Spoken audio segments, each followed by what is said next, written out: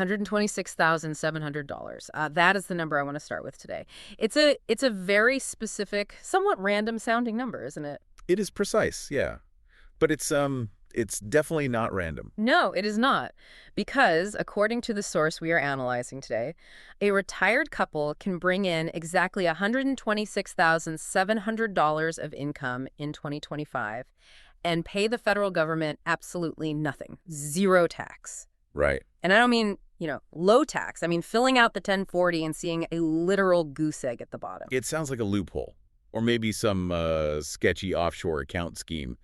But what we're looking at today claims it's actually it's just arithmetic. That is exactly what we're here to find out. We are jumping into a deep dive on a report titled The Zero Tax Retirement Blueprint. This comes out of Davies Wealth Management. They're a firm based in Stuart, Florida. Down on the Treasure Coast. Right near Jupiter Island. And their central argument here is that for the millionaire next door, tax planning isn't about evasion at all. It's about engineering. Engineering is definitely the right word for this, because the tax code isn't just a list of rules you read. It's essentially a machine with a series of mechanical levers. Yeah. And if you pull them in the right order, the machine spits out a zero. If you pull them in the wrong order, or you just, ignore them completely, the machine can chew up a third of your wealth. And we have a ticking clock on this deep dive, don't we? This isn't just generic, everyday, good-to-know advice for you to file away. Yeah. The source is basically screaming about a very specific date, December 31st, 2026. The sunset. Right. Since we are sitting here right now in February 2026, that date is looming very large. Why is everyone in the wealth management world freaking out about the end of this year? Because we are currently living in the final months of the Tax Cuts and Jobs Act era. That legislation gave us historically lower rates and a much higher standard deduction. But Congress wrote an expiration date into that law. They usually do. Yeah. And unless they act, which, let's be honest, betting on Congress to agree on tax policy is a highly risky bet. Those tax cuts just vanish at the end of 2026. So starting January 1st, 2027. The sale ends. Tax brackets are likely going to revert to their older, higher levels. The standard deduction could literally be cut in half. The source actually calls this a potential tax bomb waiting for retirees. Because they're assuming today's low rates are permanent. Exactly. They're planning their whole retirement based on 2025 math, not realizing that 2027 math is going to be much, much more expensive. So the strategy they're proposing here is basically, fix the roof while the sun is shining. Precisely. You have this limited window, less than a year now, to restructure your wealth before the cost of accessing your own money goes up. Okay, before we get into the three pillars they talk about, I want to clear up one thing. This report comes from Florida. Florida famously has no state income tax. Is this blueprint only for people living in Miami or Jupiter? No, not at all. Yeah. And that's a crucial distinction the source makes early on. Yes, living in a zero-tax state helps, obviously. But the federal government is the 800-pound gorilla in the room. Right, because federal brackets can hit 37%. Exactly. Plus, things like the net investment income tax. The source argues that even if you live in a high-tax state, say New York or California, the federal strategy is where the real money is made. We're talking about saving $30,000 to $50,000 a year in purchasing power just by checking the right boxes on your federal return. That's a new car every year. Or a very nice vacation, just from pure tax efficiency. It really is. It's not about earning more. It's about keeping what you earn. Now, the report also opens with a bit of a manifesto about who you should be taking advice from. They draw a pretty sharp line between brokers and fiduciaries. Why does that distinction matter so much for tax planning specifically? I mean, can't anyone calculate a tax return? Anyone can calculate it, sure, but not everyone is incentivized to actually lower it for you. It all comes down to how they get paid. A broker is typically paid a commission when they sell you a product, a mutual fund, an annuity, a specific stock. But tax planning isn't a product. I can't just go buy a Roth conversion. Right, there's no commission on moving money from an IRA to a Roth. In fact, if anything, the broker loses assets to manage because you use some of that money to pay the taxes on the conversion. Oh, I see. If I manage your money and charge a fee on the total assets and you take money out to pay a tax bill, my fee goes down. Exactly. A fiduciary, especially a fee-only fiduciary like Davies, is legally bound to act in your best interest, even if that means shrinking the portfolio temporarily to save you taxes in the long run. Which requires unbiased math. Unbiased math, not a sales pitch. You need someone willing to look at you and say, hey, pay the IRS some money right now. Yeah. which is a very hard thing to sell unless you have that legal fiduciary obligation. Okay, let's get into the actual mechanics, the engineering of it all. The blueprint rests on what they call the three-pillar strategy. Pillar one is something I think most of us have heard of, but maybe didn't realize the urgency of, the tax-deferred to tax-free conversion. Or, as I like to call it, the prepayment. Walk us through that. Why in the world would I want to prepay a tax bill I don't technically owe yet? Because the bill is variable. And right now, as we established, it's on sale. Think about it. Most people have the bulk of their retirement savings in traditional IRAs or 401ks. You got a nice tax break when you put the money in years ago. Right. But here's the reality check the source wants you to understand. The IRS practically owns a piece of that account. It's a partnership. And when you take the money out or when the government forces you to take it out through required minimum distributions at age 73, they take their cut. Required minimum distributions, the RMDs. And since we think rates are going up in 2027, their cut of your money is getting bigger. That's the danger. So Pillar 1 is all about breaking that partnership. You voluntarily move money from the traditional bucket over to the Roth bucket now. You pay the tax today at today's known lower rates to lock in tax-free growth forever. But nobody likes paying taxes today. It feels incredibly counterintuitive to voluntarily write a check to the IRS. It hurts psychologically, yes, definitely. But the math is compelling if you do it in what the source calls the golden window. What exactly is the golden window? It's that sweet spot period where you've retired, so your regular wage income is gone, but you haven't turned on Social Security yet, and your RMDs haven't kicked in either. Oh, so your taxable income drops to almost zero. Right. Your taxable income might be the lowest it will ever be in your adult life. Mm. You are essentially sitting in a tax valley. So you fill that valley up with Roth conversion. You fill it up to the brim, you look at the 12% bracket or the 22% bracket, and you convert just enough money to fill that specific bucket without spilling over into the next tax bracket. You pay a little tax now to avoid a massive tax later. Exactly. When your RMDs and Social Security eventually combine to push you into a really high bracket, you'll be safe. You're smoothing out your tax bill over your entire lifetime. That makes a lot of sense. It's buying your tax freedom at a discount. Now, Pillar 2 seems a bit more complex and honestly a bit more dangerous if you mess it up. They call it strategic withdrawal sequencing. I call it don't trigger the torpedo. The tax torpedo. It sounds dramatic, but for retirees, the source makes it clear it's a very real mathematical trap. I need you to explain this torpedo concept slowly, because I think most people, myself included, assume that if I earn $1, I pay tax on that dollar based on my bracket. Right. If I'm in the 12% bracket, I pay 12 cents. Exactly. What is the catch here? If only it were that simple. The torpedo happens because of the unique, frankly bizarre way Social Security is taxed. See, Social Security isn't automatically taxable for everyone. If it's your only source of income, it's usually entirely tax-free. Okay. But if your other income rises above a certain level, suddenly the IRS starts treating a portion of your Social Security as taxable income, up to 85% of it. And by other income, we mean withdrawals from my IRA to pay for, say, a new roof. Exactly. Let's say you need 10 grand for that roof. You pull it from your traditional IRA. That is $10,000 of taxable income on paper. But because your total income just went up, the IRS formula looks at your Social Security and says, oh, you have extra money. Now a big chunk of your benefits are taxable too. Wait, so pulling that money out of the IRA didn't just add the IRA money to my taxes. It exposed my Social Security to taxes as well. Precisely. You get hit from both sides. This is why financial planners call it the double whammy, or the torpedo. In certain income ranges, withdrawing one single dollar from your IRA can actually create $1.85 of taxable income. That's wild. For every dollar I withdraw, I'm being taxed on nearly $2. Effectively, yes. That spikes your marginal tax rate enormously. You might look at the chart and think you're in the 12% bracket, but for that specific dollar you pulled out, you're actually paying over 22% or even over 40% tax when you factor in the lost Social Security benefits. That is the tax torpedo. It just stinks your portfolio. So how does Pillar 2 avoid this? How are we dodging the torpedo? By having different buckets to choose from. This is why the source emphasizes the layer cake.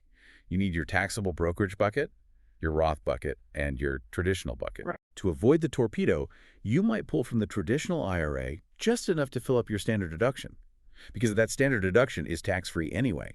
But the moment you get close to that torpedo range where Social Security becomes taxable, you switch. You stop pulling from the IRA and you start pulling from the Roth. Right, because Roth withdrawals do not count as income for the Social Security formula. You bypass the torpedo entirely, You're getting the cash you need to live on, but the IRS doesn't see that income on your tax return. You are effectively invisible to them. Exactly. It's strictly about where the money comes from. That is fascinating. Okay, moving on to Pillar 3. This one genuinely surprised me. We always hear about tax loss harvesting, selling your losing stocks to offset your gains. But the source talks about capital gains harvesting. Why would I ever want to intentionally harvest a gain? Don't have to pay tax on gains? Not always. And this is the real twist in the blueprint. If your ordinary income is low enough specifically, if you stay within the 0% capital gains bracket, you pay zero federal tax on your long-term investment profits. Zero. Zero. So imagine you bought a stock like Apple or Microsoft years ago. It's doubled or tripled. You have a huge profit sitting there on paper.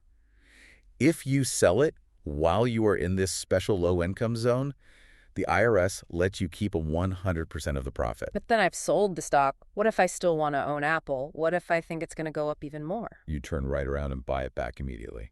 Wait, isn't that a wash sale? I thought the IRS had strict rules that you couldn't do that. Yeah, that is probably the most common misconception out there. The wash sale rule prohibits you from selling at a loss and buying it right back because the IRS doesn't want you manufacturing fake tax deductions while keeping the asset. Right. But they have absolutely no problem with you realizing a gain and buying it back. Because usually realizing a gain means paying them money. Exactly. They usually love it when you realize gains. They just don't realize that you're in the 0% bracket. So you sell high, pay zero tax, and immediately buy it back. Now, your cost basis is reset to that new higher price. So if I sell it 10 years from now, I only owe tax on the growth from today forward. I've effectively wiped out the tax liability on all that past growth. You clean the slate for free. It's distinctively clever. Yeah. But again, it requires incredible precision. If you calculate wrong and go $1 over the limit, you get taxed. Okay, so we have the 3 pillars: Roth conversions, dodging the torpedo, and harvesting gains. Now I want the proof. Let's go back to that number we started with at the top of the show, $126,700 tax-free. The source gives a case study of a couple on Jupiter Island. Yes, a great example. I want to walk through their income stacks slowly so everyone listening can really visualize this. How do they get to 6 figures without triggering the IRS? Okay, picture a series of layers filling up a bucket. Layer 1 is the standard deduction. For a married couple over 65 in 2025, the first roughly $30,000 of ordinary income is completely free. You can just write that off. Okay, that's the base. 30 grand, free and clear. Layer 2 is the 0% capital gains bracket. The IRS allows, as of these 2025 projections, taxable income up to about $96,700 to fall into the 0% rate for capital gains. Okay, so if you add those together, we have a lot of room to work with. The 30,000 plus the 96,700. We do. Roughly $126,000. Now let's look at the couple's actual cash flow. First, they have $65,000 coming in from Social Security. Because of how they've structured the rest of their income, a huge chunk of this doesn't even count towards their adjusted gross income, or AGI. It's largely invisible. So that 65 grand enters their bank account. They can spend it, but it doesn't really hit the tax return. Mostly, yes. Next, they withdraw $30,000 from their Roth IRA to cover living expenses. And as we learned, Roth withdrawals are always invisible. 100% invisible. Doesn't touch the tax return at all. Then, they have $10,000 coming in from municipal bonds, which are also federally tax-free. So let me add that up. 65 plus 30 plus 10, we are up to $105,000 in spendable cash, and we barely have any taxable income showing on the books yet. Correct. Now, to top it off and get to our magic number, they strategically realize $15,000 in long-term capital gains using that harvesting strategy we just talked about, and they receive $5,000 in qualified dividends. Okay, so when you put all that together on the actual tax form 1040, what does the IRS actually see? The IRS sees an adjusted gross income of roughly $42,000. Out of over 120 grand in actual cash. Right. And then the standard deduction wipes out $30,000 of that AGI. That leaves roughly $12,000 of actual taxable income. But wait, didn't you say they pay zero? If they have $12,000 in taxable income, shouldn't they owe something? They do pay zero, because that remaining $12,000 comes entirely from those capital gains and dividends. And remember our limit. As long as their taxable income is under that $96,000 threshold, the tax rate on capital gains is 0%. Wow. So even though they have taxable income on paper, The tax rate applied to it is 0. Total tax bill, $0. Total cash spent, over $125,000. It's geometric perfection. But notice, it only worked because they had the Roth IRA to pull from and they had the muni bonds. If they had tried to pull that full amount from a traditional IRA, It would have been a disaster. total disaster. They would have paid ordinary income tax on the whole amount, triggered the torpedo on 85% of their Social Security, and probably lost $15,000 to $20,000 in taxes right off the top. It really highlights that asset location, having the different tax buckets, is just as important as what stocks you actually own in those buckets. Absolutely. The structural diversification saves you way more money than picking the next hot stock usually does. Now, that couple is the ideal scenario. They are already retired, they have the buckets all set up perfectly. But the report also has a really interesting section for advanced maneuvers and common mistakes. Yeah, you have to be careful. What about the listener who is still working? I'm thinking of the high-income earner, maybe a surgeon in Palm Beach Gardens, who makes too much money to contribute to a Roth directly.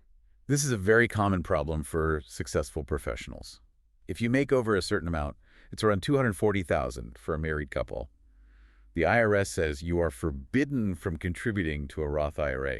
You are locked out of the front door. So they're just stuck with the tax bond they can't prepay. Not if they use the backdoor Roth. It's a loophole that Congress has explicitly debated and allowed to stay open. Here's the trick. There's an income limit on contributions.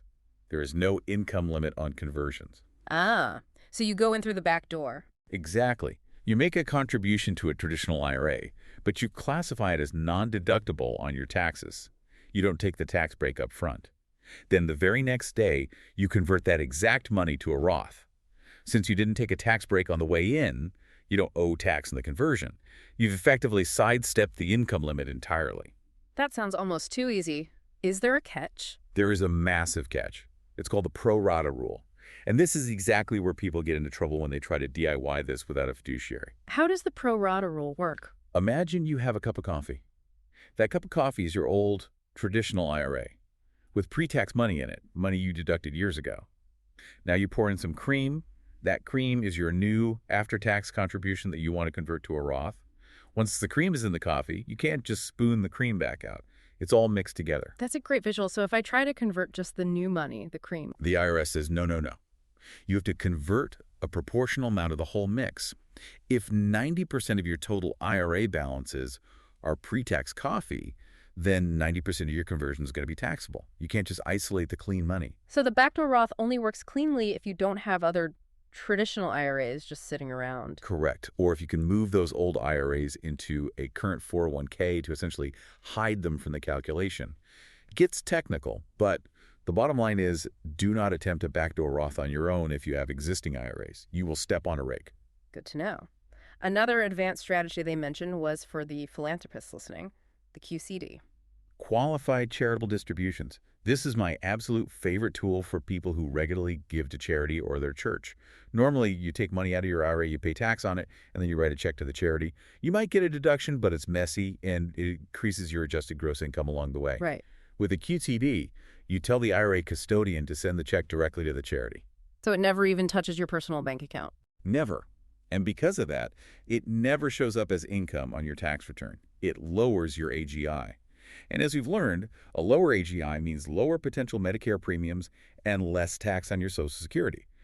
It is mathematically superior to a standard cash donation. Speaking of Medicare premiums, that was listed as a major mistake to avoid in the blueprint. The Medicare cliff. IRMAA, the income-related monthly adjustment amount. It is a mouthful, but it is a wallet killer. Most people pay the standard premium for Medicare Part B. But if your income goes one single dollar over a certain threshold, around $206,000 for couples, your premiums jump. Wait, it's not a sliding scale, like you pay a little more if you're a little over? No, it is a hard cliff. $1 over the line, and suddenly you and your spouse might be paying an extra $1,500 or $2,000 a year in premiums. The huge mistake people make is doing a massive Roth conversion, celebrating all the tax savings, and then 2 years later they get a nasty letter in the mail. Why 2 years later? Because Medicare looks at your tax return from 2 years prior. So a conversion you do in 2026 will unexpectedly spike your insurance costs in 2028. You really have to model this out multi-year. It seems like the recurring theme of this entire blueprint is that everything is connected. Your IRA withdrawals affect your Social Security. Your Social Security affects your tax bracket. Your tax bracket affects your Medicare premiums. And that is the exact holistic argument Davies Wealth Management is making here. You cannot view these things in isolation. If you have an investment guy who only looks at your stock portfolio and a CPA who only looks at your taxes and APRA looking backward, nobody is connecting the dots looking forward. And meanwhile, the 2026 sunset is rapidly approaching. The clock is ticking loudly. Yeah. So if we boil all of this down for you listening at home, we have the blueprint, we have the math showing us how to engineer a zero-tax retirement, we have the pitfalls to avoid. What is the one core thing you want the listener to take away from this deep dive? Agency. I think a lot of people feel like taxes are just like the weather. You just go outside and get rained on, and there's nothing you can do about it. This blueprint shows that taxes are actually a game of chess. The rules are all written down. If you study the board, if you understand the pieces like Roths and QCDs and brackets, you can absolutely position yourself to win. But you have to make your moves before the game ends. And with the Tax Cuts and Jobs Act expiring, the end game is starting right now. That is a very powerful way to put it. And I want to leave our listeners with one final provocative thought from the source material that really stuck with me. We talked earlier about the government being a partner in your traditional IRA. If you have a 401k or an IRA, the government owns a percentage of it. But they haven't decided what percentage yet. They can change the rules and the rates at any time. That is the scary part. It's basically a variable rate mortgage on your own retirement. Exactly. So the question for you is, if you have the chance right now in this golden window before 2027 to buy out your silent partner, to pay them off and kick them out of your account forever by moving to a Roth, why wouldn't you? Are you effectively choosing to let the IRS keep a controlling stake in your future just because paying the tax today feels uncomfortable? That is the multi-million-dollar question. Definitely something to chew on. Thanks for helping us decode the blueprint today. Always a pleasure. And to our listeners, check your buckets, look at your strategy, and we will see you on the next deep dive.